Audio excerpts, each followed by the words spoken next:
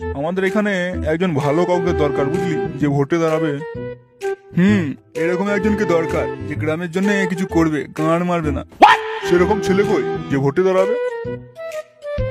আরে কাকা, আমাদের ফুটো যদি ভোটে দাঁড়ায় তাহলে কেমন হবে? কি ফুটো দাঁড়াবে?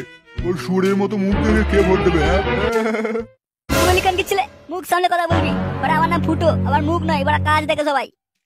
ঠিক আছে ঠিক আছে, তুমি তুমি তুমি ভোটে দাঁড়িও, তুমি ভোটে দাঁড়িও।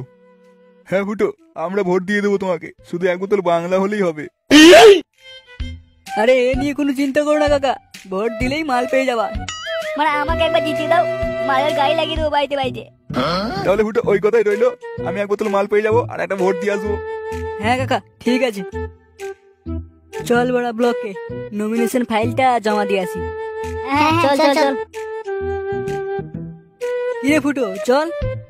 আমি হাঁটবো না, বাড়া গাড়ি নিয়ে আই। গাড়ি নিয়ে কি হবে? গাড়ি নিয়ে কি হবে মানে?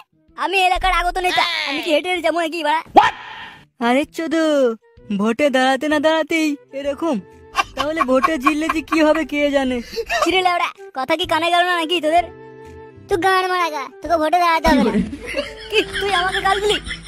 থানায় ফোন কর, পুলিশ ডেকে মালটাকে জেলে ভরে দিই তো। ভুল হয়েছে আর বলবে না। এই নন্টে তুই গাড়ি নিয়ে আয়, যা যা যা।